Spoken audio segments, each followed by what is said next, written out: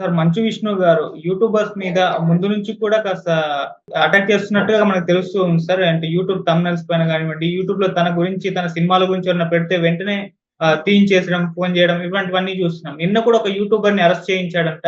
మరి అరెస్ట్ ఎందుకు చేయించాడు? మరి యూట్యూబర్ల పైన 'మంచు విష్ణు' గారు చేస్తున్న ఈ అటాక్ పైన మీ ఒపీనియన్ ఏంటి సార్? ఏ విధంగా చూస్తారంటే? యాక్చువల్‌గా 'మంచు విష్ణు' నిన్న ఒక యూట్యూబ్ ఛానల్‌కి సంబంధించిన విజయ్ చంద్రహాస్ దేవరకొండ అనే అతన్ని అరెస్ట్ చేయించాడు. సైబర్ క్రైమ్‌లో కంప్లెయింట్ ఇచ్చారు. సైబర్ క్రైమ్ పోలీస్ స్టేషన్‌లో. సైబర్ క్రైమ్ వోళ్ళు అతన్ని పిలిపించి అతని మీద కేసు నమోదు చేసి నోటీసులు ఇచ్చి పంపించారని చెప్తున్నారు. కొన్ని ఛానళ్ళేమో అతన్ని అరెస్ట్ చేసినట్టుగా కూడా చెప్తున్నారు. బట్ అతనేమో మీడియాతో గాని ఎవరితో మాట్లాడలేదు. ఈ చంద్రహాస్ అనే వ్యక్తి. యాక్చువల్‌గా ఈ చంద్రహాస్ మీద మా అసోసియేషన్ ఏదైతే ఉందో మూవీ ఆర్టిస్టుల అసోసియేషన్ దీనికి సంబంధించిన ట్రెజరర్ శివబాలాజీ కంప్లెయింట్ ఇచ్చాడని చెప్తున్నారు. దీని వెనక మంచు విష్ణు ఉన్నాడని చెప్తున్నారు.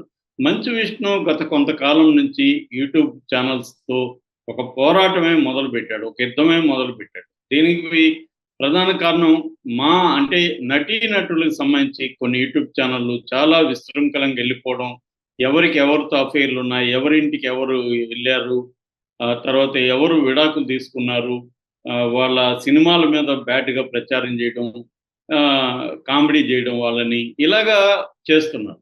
అది ఆ మేరకు విష్ణు గాని, మా అసోసియేషన్‌లో వాళ్ళ నటీనటులు గాని చెప్తున్నదైతే వాస్తవమే. ఎందుకంటే చాలా యూట్యూబ్ ఛానెల్‌లు ఎంత ఘోరంగా తయారయ్యాయంటే పెద్ద పెద్ద హీరోలకి యాక్సిడెంట్లు అయిపోయినట్టు, కొంతమంది చనిపోయినట్టు కూడా పెట్టేస్తున్నారు. ఎందుకంటే సెన్సేషన్ క్రియేట్ చేయాలి. సెన్సేషన్ క్రియేట్ చేయాలంటే ఫలానోళ్ళు ఇద్దరు విడిపోయినట్టు ఇవన్నీ చేసేస్తున్నారు. సో దీనివల్ల ఏమవుతుందంటే వాళ్ళు సెలబ్రిటీలు కావచ్చు కానీ వాళ్ళకి ఫ్యామిలీస్ ఉంటాయి, వాళ్ళకి జీవితాలుంటాయి, వాళ్ళకి బంధుమిత్రులుంటారు. వాళ్ళని గురించి ఇలాగా ప్రచారం జరిగితే చాలామంది అడుగుతా ఉంటారు. మీకు యాక్సిడెంట్ అంట కదా! మీరు విడిపోయారంట కదా! రెండోదేంటంటే పుకార్లని జనం ఖచ్చితంగా నమ్ముతారు. పుకార్ అనేది మనం ఎవరో నిన్న పుకార్ల మీద ఒక బుక్ చదివాను నేను. సోక్రటీసే పుకార్లకు బలైపోయాడని. సోక్రటీస్ మీద కూడా పుకార్లు వ్యాపింపజేసి అతను తప్పు చేశాడని నమ్మించి అతను చంపేశారనేది రీసెర్చ్‌లో రాశారు. అలాగా పుకార్లనేవి ఖచ్చితంగా ఇప్పుడు రోజు చెప్తా ఉంటే పలానోళ్ళు విడిపోయారు. నిజమేనేమో అనుకుంటాం. పలానోళ్ళ మధ్య గొడవంట అంటే వాళ్ళకి అఫైర్‌లు ఉన్నాయంట అంటే నమ్ముతారు జనం. ఎందుకంటే గాసిప్స్ చూడని వాళ్ళు ఎవరు ఉండరు. గాసిప్స్ చూస్తారు. బట్ గాసిప్స్ అనేవి కొంత ఎవరి మీదైతే మనం గాసిప్స్ చేస్తామో వాళ్ళ జీవితాలకు అఫెక్ట్ అయ్యి వాళ్ళు బాధపడుతున్నప్పుడు అలాంటి గాసిప్స్ అనేవి చేయకూడదు. గాసిప్స్ అని కొత్తగా రాలేదు. నిజానికి సినిమాకు సంబంధించి యెల్లో మ్యాగజైన్స్ అనేవాళ్ళు. గతంలో కూడా కాగడ లాంటి పత్రికలుండేవి. ఆ తర్వాత తారా సితారా ఇట్లాంటి పత్రికలుండేవి. ఆ పత్రికలను కూడా విపరీతంగా జనం చదివేవారు. తర్వాత వెబ్‌సైట్‌లొచ్చాయి. వెబ్‌సైట్‌లు ఇప్పుడు కూడా ఉన్నాయి. చాలా వెబ్‌సైట్‌లలో గాసిప్ అనే కాలమే పెడతారు. కాలం పెట్టి ఆ గాసిప్‌లు రాస్తుంటారు. ఆ తర్వాత యూట్యూబ్ ఛానళ్ళొచ్చాయి. ఇలాగా గాసిప్ అనేది కొత్తగా రాలేదు. అప్పుడు కూడా కాగడాల మీద దాడులు చేయడం, హిందూ నేషన్ అనే ఇంకొక పత్రిక ఉండేది. అది కూడా గాసిప్ పత్రిక. ఇలాంటి వాటి మీద దాడులు అప్పుడు కూడా ఉండేవి. ఇది కొత్త విషయం అయితే కాదు.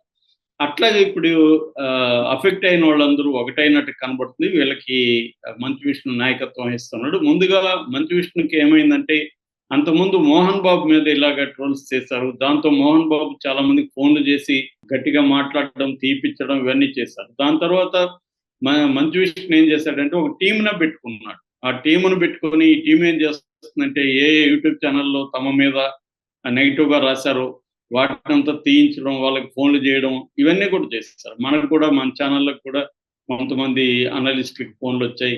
మీరు ఇలాగ మాట్లాడారు మొన్న, అలాగన్నారు. ఇలాగా వచ్చాయన్నమాట. సో పబ్లిక్ డొమైన్‌లో ఒకసారి ఇన్ఫర్మేషన్ ఉన్నాక దాన్ని చెక్ చేసుకునే టైం కూడా ఎవరికి ఉండదు. ఎందుకంటే స్పీడ్‌గా దాని మీద వీడియో చేసేయాలి. స్పీడ్‌గా చేయకపోతే వేరే వాళ్ళు చేస్తే వ్యూస్ మనకు తగ్గిపోతాయి. అందుకని ఎవరు కూడా దాన్ని చెక్ చేయడం, దాని మీద రీసెర్చ్ చేయడము, ఇన్వెస్టిగేట్ చేయడం అనేది పోయింది. ఎవడో ఒకడు ఏదన్నా రాయగానే చిన్న చిన్న వెబ్‌సైట్‌లలో టకటకా న్యూస్‌లు వచ్చేస్తాయి. Short form of news items ఉన్నాయి. టక్కన వచ్చేస్తది. దాన్ని చూసి ఎవరెవరే పెట్టేద్దాం, పెట్టేద్దాం అని అందరూ పెట్టేయడం. ఇలా ఈ మోడల్ అనేది అలాగైపోయింది. ఖచ్చితంగా దీనివల్ల అఫెక్ట్ అవుతారు. వాళ్ళు లీగల్ చర్యలు తీసుకోవడం తప్పేం కాదు. అయితే దీనివల్ల కొంతమంది ఈ జెన్యూన్‌గా ఉండే యూట్యూబ్ ఛానెల్‌లు గూడా అఫెక్ట్ అవుతున్నాయి. అంటే అసలు ఆ న్యూసే డిస్కస్ చేయకూడదన్న స్థాయిలోకెళ్ళిపోయారు. అంటే విష్ణు వాళ్ళు ఏ స్థాయికెళ్ళిపోయారంటే, అసలు మా మీద మీరు చర్చే పెట్టకండి. పొగిడితే పొగడండి గానీ, మమ్మల్ని విమర్శించకూడదు అన్న స్థాయికి వాళ్ళు గూడా ఎళ్ళిపోయారు. ఎక్స్‌ట్రీమ్ అది. సో, అసలు ఎవరిని విమర్శించకూడదంటే పబ్లిక్ లైఫ్‌లో ఉన్నప్పుడు, వాళ్ళు చేసే పనులు అఫెక్ట్ అవుతున్నప్పుడు దాని గురించి మాట్లాడతారు. ఎందుకంటే ప్రజలకు కూడా సెలబ్రిటీల గురించి, వాళ్ళ జీవన విధానాల గురించి, వాళ్ళ సినిమాల గురించి తెలుసుకోవాలని ఉంటది. జర్నలిస్టులకి కొంత సమాచారం ప్రజల కంటే ముందుగా అందుతుంది. వాళ్ళకి నెట్‌వర్క్స్ ఉంటాయి. కాబట్టి ఆ నెట్‌వర్క్స్ ద్వారా సమాచారాన్ని అనలైజ్ చేసి దాన్ని ప్రజలకి అందించడం అనేది జర్నలిస్టుల ఎప్పటినుంచో చేస్తున్న పని. కానీ ఇప్పుడేమైతుందంటే ఇటుపక్క ఎక్స్‌ట్రీమ్‌కెళ్ళిపోతున్నారు. విష్ణుడు లాంటోళ్ళు కేసులు పెట్టి అరెస్టులు చేయించడం వరకు. దీనివల్ల నేననుకోవడం అయితే ఫైనల్‌గా విష్ణు లాంటి వాళ్ళకి నష్టం ఉంది. ఎందుకంటే పబ్లిక్ ఉన్నప్పుడు ఒక స్థాయిలో మాట్లాడొచ్చు, చేయొచ్చు. కానీ ఇప్పుడు 'నాగార్జున' ఉన్నాడు, 'చిరంజీవి' ఉన్నాడు. వీళ్ళందరి మీద కూడా వస్తున్నాయి గదా! కేవలం విష్ణు మీదే రాలేదు. విష్ణు మాత్రం ఎందుకు ఇంత ఎక్కువ రియాక్ట్ అవుతున్నాడు అన్నది గూడా ప్రశ్న. ఇప్పుడు 'అల్లు అర్జున్' మీద ఎన్నొస్తున్నాయో మనం చూస్తున్నాం. విపరీతంగా 'అల్లు అర్జున్' మీద ట్రోల్ జరుగుతుంది గదా! సో, 'అల్లు అర్జున్' ఎళ్లి అందరిని అరెస్ట్ చేస్తున్నాడా? కేసులు పెట్టిస్తున్నాడా? 'పవన్ కళ్యాణ్' మీద ఎన్ని వస్తున్నాయి? 'పవన్ కళ్యాణ్' ఎప్పుడన్నా కేసులు పెట్టి అరెస్ట్ చేశాడా? లేదు గదా! సో, ఎందుకు విష్ణు మాత్రం ఇంత రియాక్ట్ అవుతున్నాడు? అనేది ఇప్పుడు అందరికీ డౌటు. అంటే మీరు మాత్రం ఏమన్నా జేయొచ్చు, పబ్లిక్‌తో ఎలాగన్నా డీల్ జేయొచ్చు. మీరే మీ తమ్ముడే వీడియో రిలీజ్ చేశాడు ఆ రోజు. దాన్ని చర్చించొద్దు, దాన్ని పెట్టొద్దంటే ఎలాగా? మీరెందుకు జేశారు మరి? కాబట్టి ఏందంటే పబ్లిక్ లైఫ్‌లో ఉన్నప్పుడు 2 వైపులా బ్యాలెన్స్ ఉండాలి. ఖచ్చితంగా యూట్యూబ్ ఛానెల్స్ కొంతమంది ఎక్స్‌ట్రీమ్‌కెళ్ళిపోయి దారుణంగా మాట్లాడుతున్నారు. దాన్ని ఖచ్చితంగా కట్ చేయాలి. అట్ ద సేమ్ టైమ్ వీళ్ళు గూడా ఓవర్ రియాక్ట్ అయ్యి మమ్మల్ని అస్సలు విమర్శించకూడదు మీరు అనే ధోరణి కరెక్ట్ కాదు. ఆ మధ్య మా ఎన్నికలప్పుడు విష్ణు ఎలా ఆహ్, ఎన్నుకున్నాడో, ఎన్నుకోబడ్డాడో అవి చూసాము. ఇప్పటికి ఎన్నికలే పెట్టలేదు. మరి దాని మీద ఎవరైనా విమర్శిస్తే గూడా నోటీసులు రావడం, ఫోన్‌లు జేయడం, ఆ టైటిల్స్ తీసేయండి అని చెప్పడం ఇది జరుగుతుంది. ఇది ఎంతమంది వచ్చి చేయగలరు? కొన్ని వేల లక్షల యూట్యూబ్ ఛానెల్‌లు, వెబ్‌సైట్‌లు ఫేస్‌బుక్‌లు వచ్చేసి ఈ సమాచారం మొత్తం తీయలేయడం అనేది అంత ఈజీ కాదు. మోడీ వల్లనే కాదా. ఎందుకంటే వీళ్ళందరూ వీళ్ళకి అనుకూలంగా ఉన్నప్పుడు ప్రోత్సహించారు వీటిని. మోడీ తనకు అనుకూలంగా ఉన్నప్పుడు ప్రోత్సహించాడు. నిన్ననే రేవంత్ రెడ్డి కూడా యూట్యూబ్ ఛానెల్ మీద తీవ్ర ఆగ్రహం వ్యక్తం చేశాడు. అంటే ఆయనకు అనుకూలంగా ఉన్నప్పుడు ఆయన ప్రోత్సహించాడు. ఇప్పుడు ఆయనకు వ్యతిరేకం వస్తే తట్టుకోలేకపోతున్నాడు. ఇది మేజర్ ప్రాబ్లమ్ వీళ్ళకి. సో, విష్ణు గూడా దీనివల్ల ఏమవుతుందంటే రేపు అతని సినిమాల మీద కూడా నెగటివిటీ స్ప్రెడ్ అయిపోతుంది. ఆల్రెడీ అతని సినిమాలు బిగినింగ్ అంతా ఇప్పుడు 'కన్నప్ప' మీదంతా కూడా నెగటివిటీ స్ప్రెడ్ చేస్తారు. ఇంకా పెరుగుతుందది. దాన్ని ఎంతమందిని ఆపగలరు? ఎంతమందికి మీద కేసు పెట్టగలరు? ఎంతమంది సైబర్ క్రైమ్ వాళ్ళు అరెస్టులు చేయగలరు? ఇది సాధ్యం కాదు. ఆ మధ్య సమంత గూడా హైకోర్ట్‌లో కేసేస్తే గూడా జడ్జి గారేమన్నారంటే నువ్వు పబ్లిక్‌లో ఉండకు. నువ్వు పోస్టులు పెట్టకు. నువ్వు పెట్టినప్పుడు రియాక్షన్‌లు నీకు నచ్చినట్టే రావాలంటే ఎలా కుదురుతుంది అని కోర్టే ప్రశ్నించింది. పబ్లిక్ లైఫ్‌లో ఉన్నప్పుడు అన్ని రకాల రియాక్షన్స్ వస్తాయి. ఇప్పుడు ఈ అబ్బాయి ఏం చేశాడు? ఏంటి అనేది ఇంకా ఆ అబ్బాయి వెర్షన్ ఏందో రాలేదు.